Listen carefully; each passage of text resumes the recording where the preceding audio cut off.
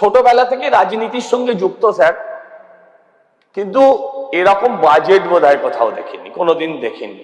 আমরা বাজেট হলে বাড়ির মা যিনি রাজনীতি করেন না, যিনি রাজনীতি বোঝেন না, যিনি সংসারের খরচটা চালান, তিনিও বাজেট দেখেন।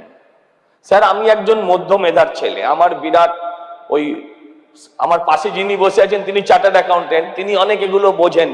আমার কাছে, আপনিও চার্টার্ড অ্যাকাউন্টেন্ট, কিন্তু স্যার আমার কাছে জিনিসগুলো অনেক সময় মনে হয়েছে অঙ্কের জাগলারি। কিন্তু স্যার এখানে যেটা দেখছি, এ ধরনের অভূতপূর্ব বাজেট আমি কোথাও দেখিনি। আর আমি এটাও বুঝতে পারছি না এই বাজেট নিয়ে বিতর্ক সবার আলোচনার জায়গা কোথায়। কারণ বিরোধীরাই তো বাজেটকে সমর্থন করে বসে আছে। বাজেট পেশের দিন স্যার ওরা যেভাবে টেবিল চাপড়েছে, আপনি ওদের প্রত্যেকের আঙুল দেখুন স্যার, আঙুল থেকে ভলিনি জেলের গন্ধ পাবেন, কারণ হাত ব্যথা হয়ে গেছে ওদের টেবিল চাপড়াতে চাপড়াতে। তো আমার মনে হয় এটা সময় নষ্ট, সরকারের অর্থও ব্যয় হচ্ছে। স্যার এই বাজেট আমরা আগে শুনেছি বাজেট ট্রেডমিলে চেপে হয়, বাজেট চার্টার ফ্লাইটে হয়, হয়নি স্যার এ বাজেট মাথার ঘাম পায়ে ফেলে আমাদের মতন সাধারণ মানুষদের জন্য বাজেট হয়, যারা অর্থনীতি বোঝে না। যারা বোঝে তাদের কিছুটা সুবিধে, তাদের কি কি সুযোগ, তারা কি কি সাহায্য পাবে সরকারের থেকে। সরকার এমন কোনো পয়েন্ট রাখেনি। আমি দেখছিলাম আমার আগের বক্তা তৃণমূলের যিনি বলছিলেন, তিনি বাজেটকে যতটা প্রশংসা করছিলেন তার থেকে বিজেপিতে ঢোকার আকুতিটাই যেন বেশি মনে হচ্ছিল। যদিও সেটা বলার বিষয় নয়, আমি এই পয়েন্টে যাচ্ছি না। স্যার আমি আপনার কাছে আবেদন করব, স্যার আমরা প্রত্যেক বছর বিজিবিএস দেখেছি, বিজিবিএস এ বেশ কিছু পরিচিত শিল্পপতিদেরও দেখেছি, যাদেরকে ওরা 360 দিন গালি দিত, তাদেরকে ওরা মঞ্চে তুলে খাইয়ে পড়িয়ে তাদের ভাষণ শুনতো। স্যার তারপর শুনতাম কোটি কোটি লক্ষ টাকার মৌ স্বাক্ষরিত হয়েছে। পরবর্তীকালে স্যার সেই মৌমাছি কিছুই আমরা দেখতে পাইনি। স্যার শ্বেতপত্র প্রকাশ করা হোক, স্যার শ্বেতপত্র প্রকাশ করা হোক, বাংলার মানুষকে জানানো হোক, বাংলার মানুষ জানুক যেই বিজিবিএস এর নামে কালকে শুধু একটা ছোট নমুনা আমাদের মাননীয় মুখ্যমন্ত্রী জানিয়েছেন ফিকিকে কত টাকা দেওয়া হয়েছে। কিন্তু শুধু ফিকি নয়, এই বিজিবিএস এর আড়ালে ফিকির করে কত টাকা ধ্বংস হয়েছে বাংলার মানুষের ট্যাক্সের, আর কত টাকা রাজ্যের শিল্প এসছে, সেটা স্যার আমাদের সামনে রাখা হোক। স্যার আমরা শুনেছিলাম বাংলার একজন দাদা, একজন গর্ব, তিনি বলেছিলেন স্পেন থেকে তিনি স্যার ওই কি ইস্পাত কারখানা তৈরি করবেন, তিনি জামশেদজি টাটা হবেন। স্যার প্রথমে দেখলাম সেটা ওই কোথায় ছিল, ঝাড়গ্রামের ওদিকে কোথায়, জঙ্গলমহলে।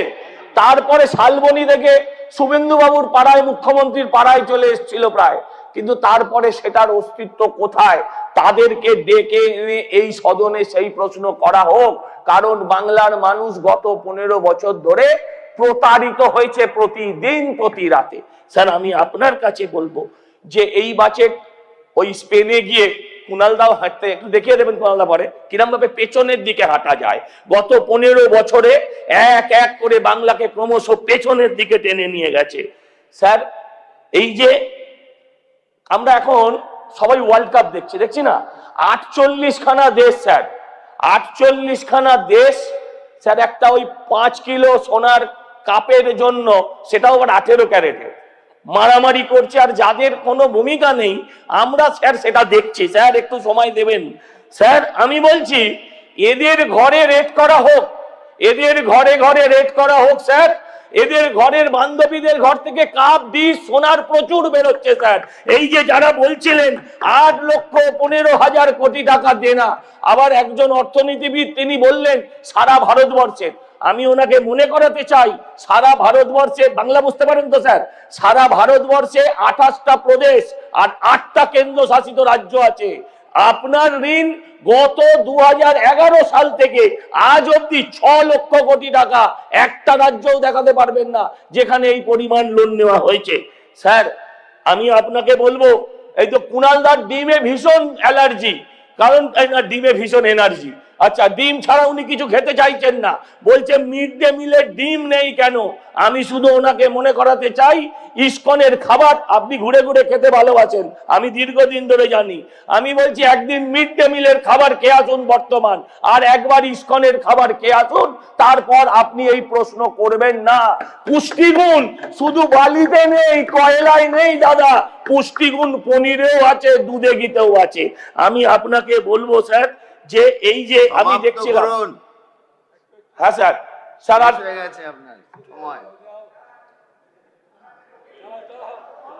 স্যার ঠিক আছে, এক মিনিট আমার না স্যার, আর কি বলবো, আমাদের নেতারাও সবাই বলে দিচ্ছেন বসে পড়তে, কিন্তু স্যার অসমাপ্ত রয়ে গেল স্যার। আপনি 1 মিনিট বলুন, তাড়াতাড়ি। আচ্ছা স্যার, আমি আপনাকে বলবো স্যার, মানে দেখুন এখানে যেমন মিড ডে মিলের কথা ভাবা হয়েছে, সেরকম রুগীদের খাবারের কথা ভাবা হয়েছে, সেরকম নতুন চিড়িয়াখানার কথাও ভাবা হয়েছে, যেখানে টাইগার সাফারি থাকবে।